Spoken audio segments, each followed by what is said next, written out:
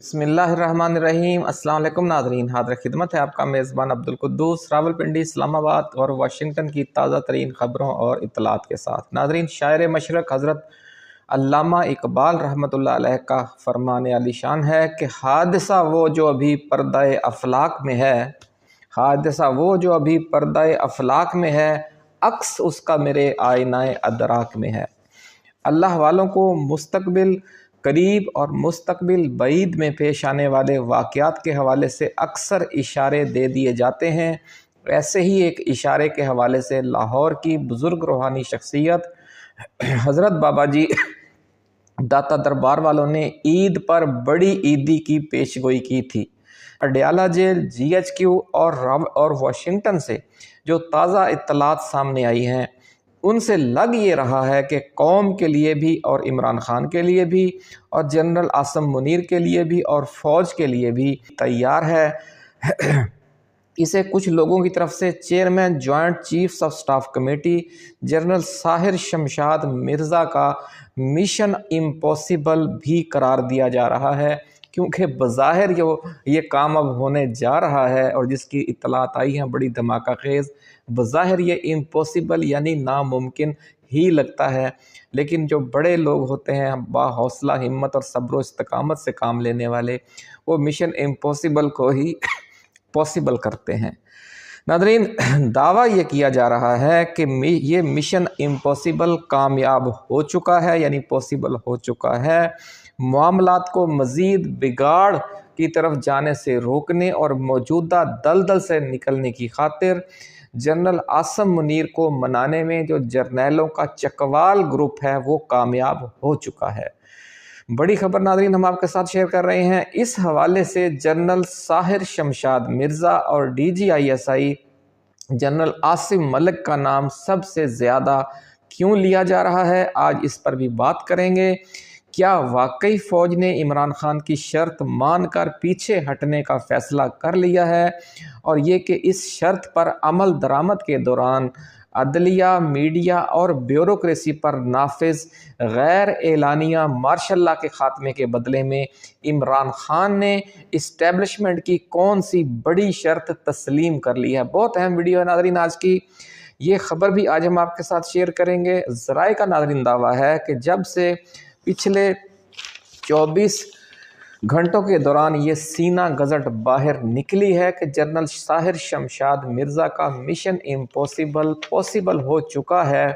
यहाँ रावलपिंडी इस्लामाबाद के power corridors में ज़लज़ला बरपा है और ये कहा जा रहा है कि नून लीग और पीपल्स पार्टी समेत उन तमाम लोगों की ख़राब हो गई है जिनका ख़याल ये था कि शुरू होने वाली PTI की नई एहतजाजी तहरीक से भी उसी अंदाज में निमटा जाएगा जिस तरह 26 नवंबर को D चौक में पिछले एहतजाजी मार्च से निमटा गया था। नाज़रीन, फॉर्म 47 वाले मौजूदा रजीम को हर सूरत में बरसरे इक़्तिदार रखेगी, चाहे इसके लिए मुल्क में खून की मज़ीद कितनी ही होली क्यों ना खेलनी पड़े। ये जो सोच थी इसको अब बड़ा धचका लग चुका है, ऐसा कहना है ज़राए का कि अब क्योंकि अमेरिका में होने वाली जो डेवलपमेंट्स हैं जो हम आपके साथ शेयर कर चुके हैं, और GHQ में चंद हफ्तों से जो जर्नैलों के लेवल पर इंटेलेक्चुअल डायलॉग जारी था, आपस में जो बहस व मुबासा होता है, जिसे आप कह सकते हैं कि पॉलिटिकल वार गेम्स, वो जो जारी थी, उसमें वो लोग कामयाब हो गए हैं जो मामलात को मुकम्मल बिगाड़ की तरफ जाने से बचना चाहते हैं। नाज़रीन, इस ग्रुप का ये मौक़िफ़ था और ये मौक़िफ़ है कि पुरअमन अंदाज में दलदल से निकला जाए। ये भी कहा जा रहा है कि इमरान खान के केसेस को तवील पेशियों के ज़रिए इल्तवा में डालने का फ़ैसला भी इसीलिए किया गया था क्योंकि फ़ौज अभी ख़ुद भी ज़हनी तौर पर क्लियर नहीं थी कि उसे आने वाले महीनों में क्या पॉलिसी इख्तियार करनी है। इस दौरान नाज़रीन, अडयाला जेल में इमरान खान के साथ तवील ट्रैक टू खुफिया मुज़ाकरात का सिलसिला भी जारी रहा, ये कहना है ज़राए का। اب ذرائع کا یہ دعویٰ ہے کہ general Sahir Shamshad Mirza army chief general Asim Munir کو منانے اور عمران خان کے ساتھ ایک فارمولے پر معاملات طے کرنے پر آمادہ کرنے میں کامیاب ہو گئے ہیں۔ اس بہت بڑی پیش رفت پر پہنچنے میں ناظرین یہ تفصیل بھی آج ہم آپ کے ساتھ شیئر کریں گے۔ ویڈیو کی ڈیٹیل میں جانے سے پہلے ناظرین ہم اپنے نئے آنے والے دوستوں کو یہ یاد دلانا چاہتے ہیں کہ یہ چینل آپ کا اپنا ہے، اور اس لیے آپ اسے سبسکرائب کر کے گھنٹی کا نشان ضرور دبا دیں تاکہ ہماری نئی آنے والی ایسی ہی ایکسکلوسیو اور ریسرچ بیسڈ ویڈیوز آپ کو بر وقت ملتی رہیں اور کوئی اہم ویڈیو آپ کی نظروں میں آنے سے رہ نہ جائے۔ ناظرین، امریکہ اپنے دوست اور دشمن ممالک پر کس طرح دباؤ ڈالتا ہے، اس کی تازہ ترین مثال افغانستان کی جو طالبان حکومت ہے اسے راہ راست پر لانے والی ایکٹیویٹی ہے، جس کے جو سرخیل ہیں وہ ظلم خلیل ذات تھے۔ ناظرین، کانگریس میں 1 مارچ کو بل 94 پیش کیا گیا جس میں پاکستان کا نان نیٹو الائی کا اسٹیٹس ختم کرنے کا کہا گیا۔ یہ بل بظاہر پاکستان کے خلاف تھا، لیکن اس کا جو اصل مقصد تھا وہ افغانستان پر دباؤ ڈالنا تھا۔ ایریزونا سے ریپبلکن پارٹی کے رکن اینڈی بگز نے یہ بل پیش کیا اور اس بل میں یہ کہا گیا تھا کہ جو پاکستان بڑا نان نیٹو اتحادی ہونے کی وجہ سے امریکہ سے کروڑوں ڈالرز کی، اربوں ڈالرز کی فوجی سپلائی اور امداد مسلسل حاصل کر رہا ہے، یہ ختم کر دی جائے۔ پاک فوج کو امریکہ کے defence development and research projects میں اسی نان نیٹو الائی کی وجہ سے حصہ لینے کا موقع ملتا ہے، شامل ہونے کا۔ اس بل میں مطالبہ کیا گیا تھا کہ پاکستان افغانستان حکومت میں شامل مختلف طالبان دھڑوں، خاص طور پر حقانی نیٹ ورک کے خلاف کارروائی کرے اور افغان طالبان سے جڑے تمام نیٹ ورکس کے خلاف ٹھوس اقدامات کرے۔ اگر پاکستان ایسا نہیں کرتا تو پھر صدر امریکہ پاکستان سے اس کا نان نیٹو اتحادی کا اسٹیٹس واپس لے لیں۔ یہ بل ناظرین کانگریس کی کمیٹی برائے فارن افیئرز کے حوالے کر دیا گیا تھا 1 مارچ کے بعد، یعنی مارچ کے پہلے ہفتے میں ہی۔ تو انہی دنوں میں آپ دیکھ رہے ہوں گے کہ پاکستان اور افغانستان کے حالات خراب تھے، تورخم بارڈر بند تھا اور بھی بہت سے یعنی کہ بات چل رہی تھی، سخت الزامات کا تبادلہ تھا کہ جو افغانستان ہے وہاں سے دہشت گرد آ رہے ہیں، پاکستان میں ایسے واقعات بھی پیش آئے اور یوں محسوس ہو رہا تھا کہ پاکستان افغانستان کے اندر میزائلوں سے، ڈرون طیاروں سے، کمانڈوز کے ذریعے اور F-16 طیاروں کے ذریعے آپریشن کرنے جا رہا ہے۔ یہ منظر آپ کو یاد ہوگا۔ تو ایک طرف امریکہ سے یہ دباؤ تھا، دوسری طرف پاکستان نے بھی اس کی پوری تیاری کی ہوئی تھی۔ تو اس دباؤ کی وجہ سے جو افغانستان کے جو 2 دھڑے ہیں، یعنی حقانی نیٹ ورک اور ملا ہیبت اللہ اخوند زادہ کا جو امیر المومنین ہیں، ان کے طالبان کے امیر ہیں، ان کے درمیان اس حوالے سے کشمکش اپنی انتہا کو پہنچی ہوئی تھی کہ امریکہ کے ساتھ ہم نے لڑنا ہے یا ڈیل کرنی ہے۔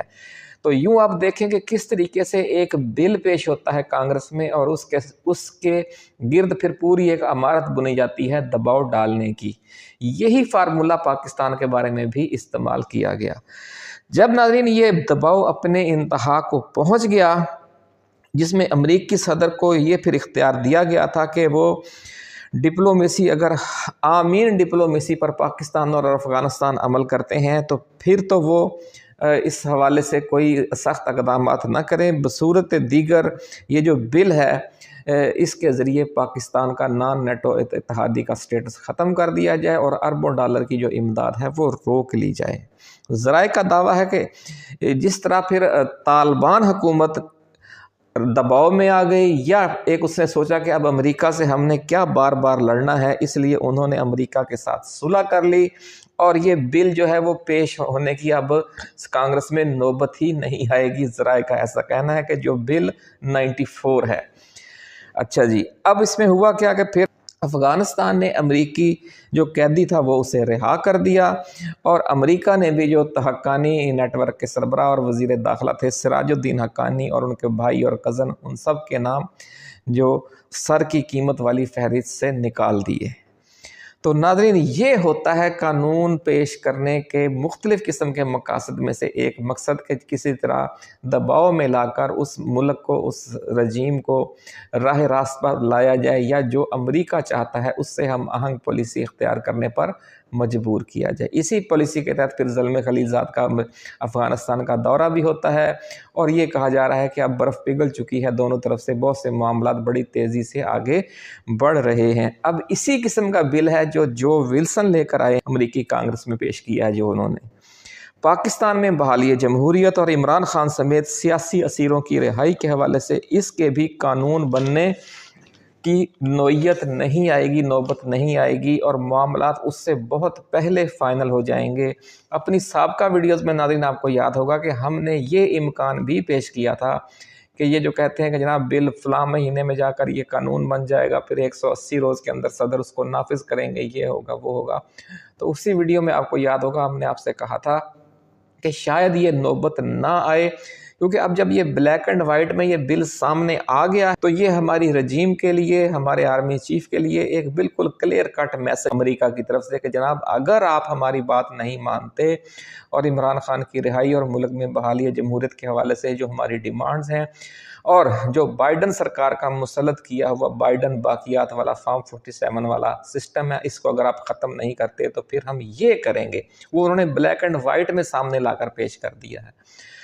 تو ذرائع کہتے ہیں کہ یہ دباؤ کارگر ثابت ہو گیا ہے امریکہ کی طرف سے جو ڈالا گیا، اور ذرائع کا دعویٰ ہے کہ اس دباؤ کو جو مسلسل بڑھتا ہی جا رہا ہے محسوس کرتے ہوئے پاک فوج نے بھی اپنی حکمت عملی میں تبدیلی کر لی ہے، اور اس حوالے سے جو فوج کے اندر انٹلیکچول ڈائیلاگ جاری تھا جس کی ابھی ہم نے آپ کو خبر دی، اس میں بھی، اور جو پی ٹی آئی کے سربراہ عمران خان کے ساتھ اڈیالہ جیل میں ٹریک 2 مذاکرات تھی، اس میں بھی بڑا بریک تھرو ہو چکا ہے، یہ کہنا ہے ذرائع کا۔ ناظرین، chairman joint chiefs of staff committee general Sahir Shamshad Mirza کی سربراہی میں سینئر جرنیلوں کا ایک group army chief general Asim Munir اور ان کے خاص رفقۂ کار کو یہ باور کروانے میں کامیاب ہو گیا ہے کہ عمران خان کو اور پی ٹی آئی کو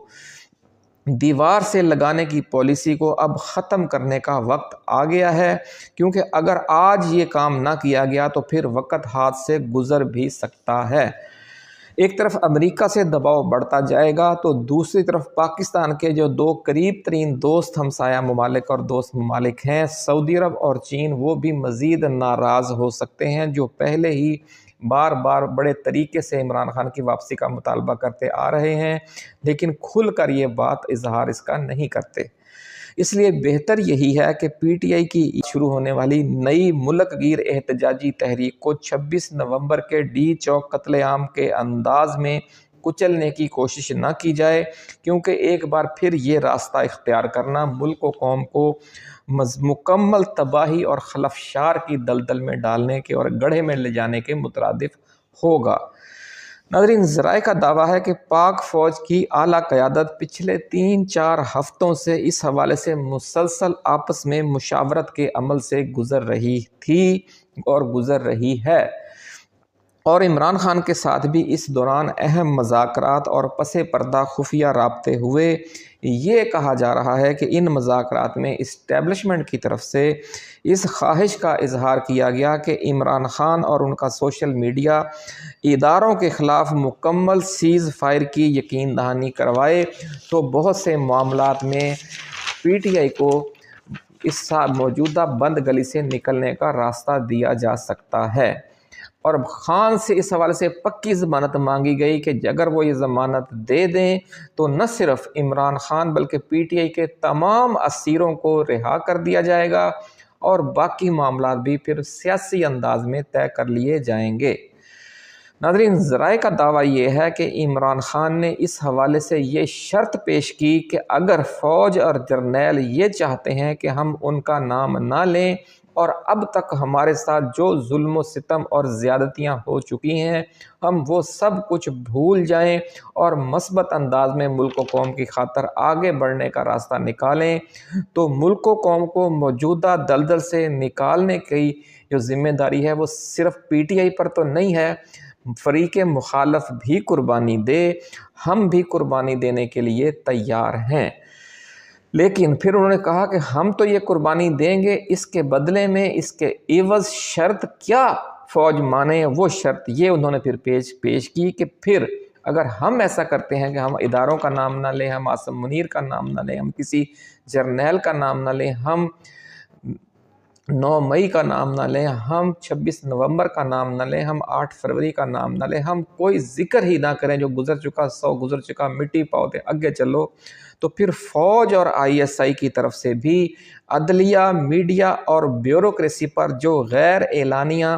مارشل لا نافذ ہے اسے بھی اٹھا لیا جائے، اسے ختم کیا جائے۔ اس کے بعد PTI سمیت جو اپوزیشن جماعتیں ہیں اپنی جمہوری، سیاسی اور عدالتی جنگ کے ذریعے فارم 47 حکومت کے ساتھ خود ہی نمٹ لیں گی۔ یہ ہے پھر ناظرین جو خان نے آگے سے جواب دیا، کہ لوگ کہتے ہیں جی خان مذاکرات نہیں کرتا، خان مذاکرات بھی کرتا ہے لیکن بڑی دلیل سے بات کرتا ہے۔ ذرائع کا ناظرین دعویٰ ہے کہ اس سلسلے میں ایک فائنل ڈرافٹ اب تیار کیا جا چکا ہے کہ دونوں فریق کس کس حوالے سے پیچھے ہٹیں گے اور آئندہ کا لائحہ عمل کیا ہوگا، اور اس ڈرافٹ کی تیاری میں chairman joint chiefs of staff committee general Sahir Shamshad Mirza اور ISI کے موجودہ سربراہ لیفٹیننٹ جنرل عاصم ملک نے انتہائی کلیدی کردار ادا کیا ہے، ایسا دعویٰ ہے ذرائع کا۔ ناظرین اس دھماکہ خیز پیش رفت میں پاک فوج کے چکوال گروپ کے سینئر فوجی افسران کی مخلصانہ کاوشوں کا بار بار ذکر بھی آ رہا ہے، کیونکہ خود پاک فوج کے اندر سے بھی اوپر سے نیچے تک موجودہ نہ ختم ہونے والی مہاجرائی کے حوالے سے یہ سوچ پیدا ہو چکی ہے کہ ملک کے سیاسی مسائل کو سیاستدانوں کے ذریعے حل کرنے کا راستہ اختیار کرنا چاہیے، اور فوج اس حوالے سے اپنا اثر و رسوخ اور ریاستی طاقت کا جو استعمال کبھی ایک فریق کے حق میں کرتی ہے، کبھی دوسرے فریق کے حق میں، یہ استعمال کرنے کی جو پرانی حکمت عملی ہے اب اس سے باہر نکلا جائے۔ ناظرین سوشل میڈیا پر سابق آرمی چیف جنرل جہانگیر کرامت کے مبینہ بیانات کے حوالے سے بھی بہت شور مچا ہوا ہے آج کل، اور ایک پرانی ویڈیو بھی دوبارہ اپلوڈ کی جا رہی ہے، لیکن ہم نے اس حوالے سے جب فیکٹ چیک کیا ہے تو یہ ثابت ہو گیا ہے کہ جنرل جہانگیر کرامت نے موجودہ army chief general Asim Munir کے حوالے سے کوئی بیان نہیں دیا، اور جس شخصیت کو جہانگیر کرامت کہہ کر ان کی ایک پرانی ویڈیو شیئر کی جا رہی ہے وہ غالباً ایکس سروس مین سوسائٹی کے ایک سینئر ترین رہنما لیفٹیننٹ جنرل ریٹائرڈ محمود کی ہے، جو غالباً ایکس سروس مین سوسائٹی کے جو بانیان ہیں ان میں شامل تھے۔ ناظرین ذرائع کا کہنا ہے کہ پاک فوج میں سپاہی کے لیول سے جرنیلوں کی سطح تک چکوال گروپ ہمیشہ سے ایک اکثریتی اور مؤثر دھڑا سمجھا جاتا رہا ہے۔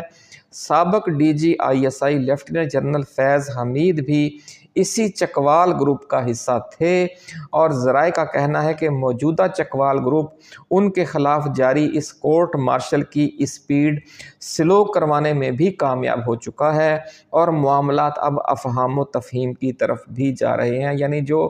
فیض حمید کا معاملہ ہے وہاں بھی وہ جو دھونس دھاندلی والا اسٹائل ہے اب وہ اختیار نہیں کیا جا رہا، اور انہیں ریلیف دیا جا چکا ہے۔ یہ ویڈیو ہم آپ کے ساتھ پہلے بھی کر چکے ہیں، آج سے 15-20 دن یا شاید 10 دن پہلے۔ ناظرین اور یہ بھی عمران خان نے جو بیان دیا پہلے بھی بار بار کہا، اب بھی وہ یہ بار بار کہہ رہے ہیں، اور انہوں نے یہ موقف بار بار دہرایا ہے کہ ملک بھی میرا ہے اور فوج بھی میری ہے، اس لیے انہوں نے PTI کے ساتھ ہونے والے مظالم پر معاف کرنے والی پالیسی اسی وسیع تر تناظر میں اختیار کرنے کی یقین دہانی کروا دی ہے، تاکہ صوبوں کے درمیان اختلافات، ناراض گروپوں کے ساتھ معاملات اور سیاسی جماعتوں کی آپس کی کشمکش سب کچھ جو ہے وہ سیاسی طریقے سے آئین کے اندر رہتے ہوئے طے کیا جائے، اور ریاست کی طرف سے طاقت کو، جو ریاستی طاقت ہے اس کو داخلی معاملات میں کسی صورت میں استعمال نہ کیا جائے، اور یہ جو سلسلہ ملک کے اندر غیر اعلانیہ مارشل لا نافذ ہے اس کو اٹھا لیا جائے۔ تو ناظرین اپنا خیال رکھیے گا، اللہ حافظ۔ پاکستان زندہ باد۔